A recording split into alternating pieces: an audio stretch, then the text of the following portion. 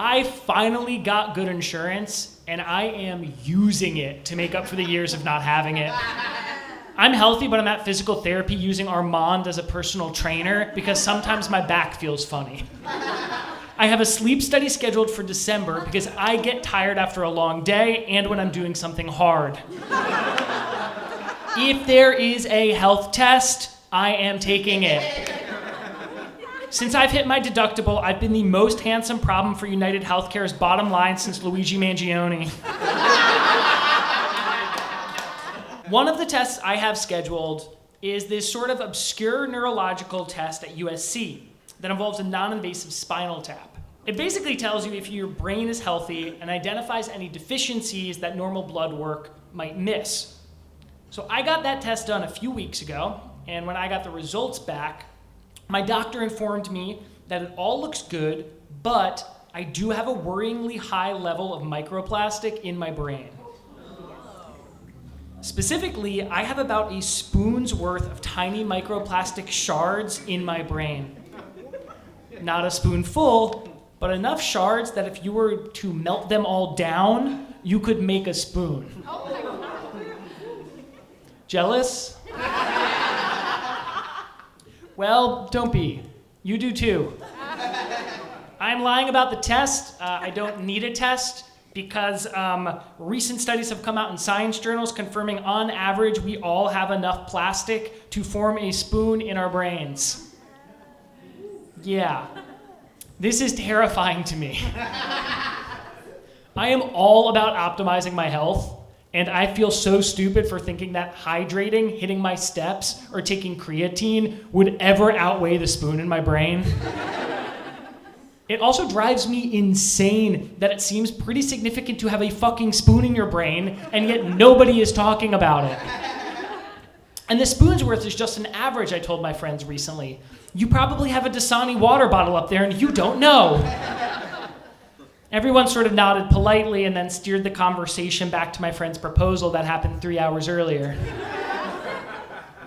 Can we talk about something else a friend asked me the next day on a hike?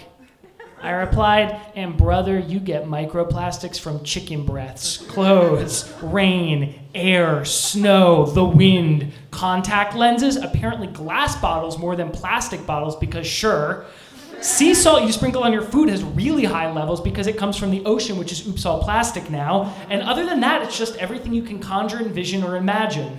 Everybody was all ears, hands down their pants when I talked about seeing Phoebe Bridgers at fucking Erewhon. But when I wanted to talk about the spoon in my brain, suddenly nobody had time to hear it. I tried to pretend this didn't matter to me. Well, how big is a brain anyway, I thought. I Googled it. It's the size of 2 small fists. I would notice if my smallest friend was hiding a spoon in their fists.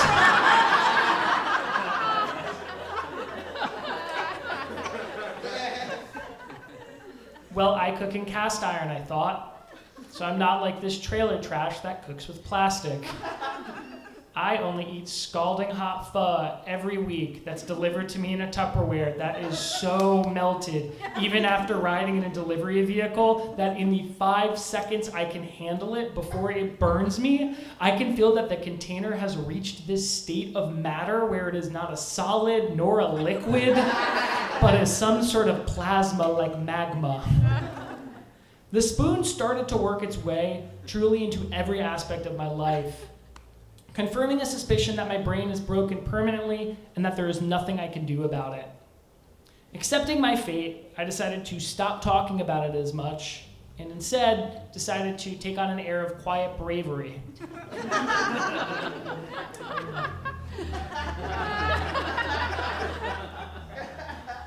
A few days ago, I was late to a work call because I watched 45 minutes of TikToks where a permanently sunburnt chiropractor in Dallas named the Ring Dinger cracks people's necks with a dish towel. He straps people down to a custom table he built, puts a dish towel around their necks, and then with 250 pounds of sunburnt force yanks the towel and cracks their neck. Every one of these videos is the same. And I had seen most of them before. I felt embarrassed, but then I remembered spoon. I have a spoon in brain. And it hit me that considering that, stopping after 45 minutes is actually kind of an incredible act of self-control. I noticed that the spoon made it a little easier to accept some flaws I have, like frequently running late, or not learning until a party last year that Polak is in fact a slur and not the plural for the Polish people.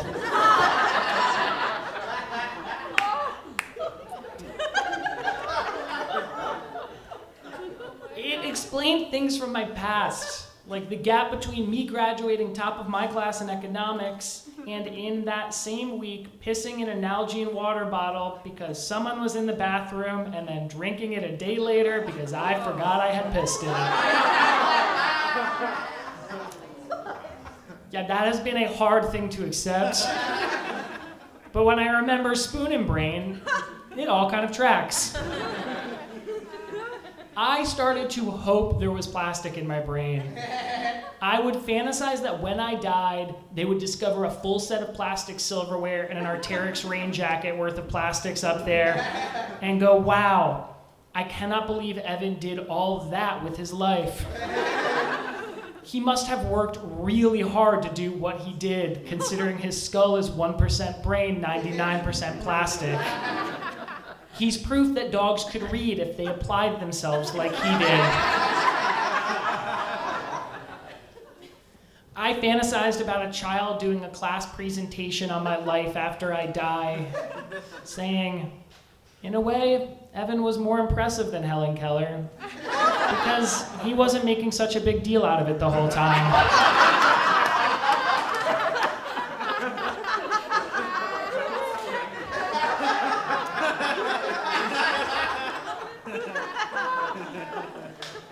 While I was noticing that I was generally kinder to myself, the spoon also affected the way I interacted with everybody else I ran into. Recently, for example, the dog my friend was dog sitting bit me, and my friend said, "Oh yeah, she bites."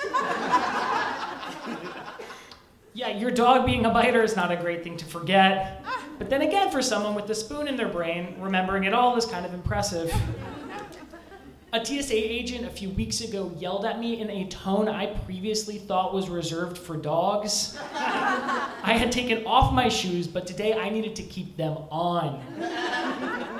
I didn't care because I remembered both the spoon in their brain, but also about all the people with spoons in their brains that this TSA agent had to deal with during the day. Did a friend cut me off mid-sentence? That's probably the spoon. Did a coworker call me Ethan despite having worked with me for a year?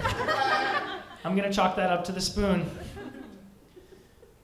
You know how, like, if someone's a good listener in LA, it probably means that they're in AA? I said to a friend recently. I think spoon is my that. It's made me better. I think that's minimizing alcoholism, they said. Well, I think that's spoon, I thought. It is too hard for me to remember all of the shit that goes into people not really operating at their best. To give them the benefit of the doubt, you need to consider that they could have not slept well enough the night before, or the things out of their control, like the weather, or their family, or the fact that our country is a capitalist hellscape where nobody can access therapy, or that our food is poison, or that we are all overworked and our ability to perceive our reality is getting wrecked by social media and tech that shatters our attention into 10-second chunks. You have to remember we all operate under a late-stage capitalistic system which, growing more desperate for growth, has commodified every part of our life and now provides us with the illusion of access and constant opportunities if you work hard enough, while in reality, social mobility is lower than ever and the ladder is being yanked up a little more every day. That is hard for me to remember in the moment. But I can remember, damn, that person's got a spoon in his brain. And then I chill out. It's way simpler. Yes, when my goal in life is surpassing my Gandhi level of potential by optimizing my sleep and my health, the spoon feels sort of like a weakness. But when I'm focused on just being a little kinder and less of a dick to myself and others, the spoon sort of rocks. The spoon is a shortcut to compassion. I'm saying embrace the spoon. Spoon is gift. The world is spoons all the way down. Oops, all spoons again. We are our grandparents' wildest dreams, but with spoons in our brains. There are no gods above us, just spoons inside us.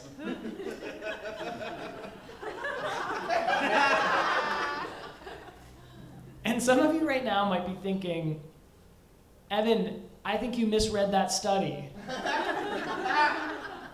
And to you, I'd like to say, shut the fuck up.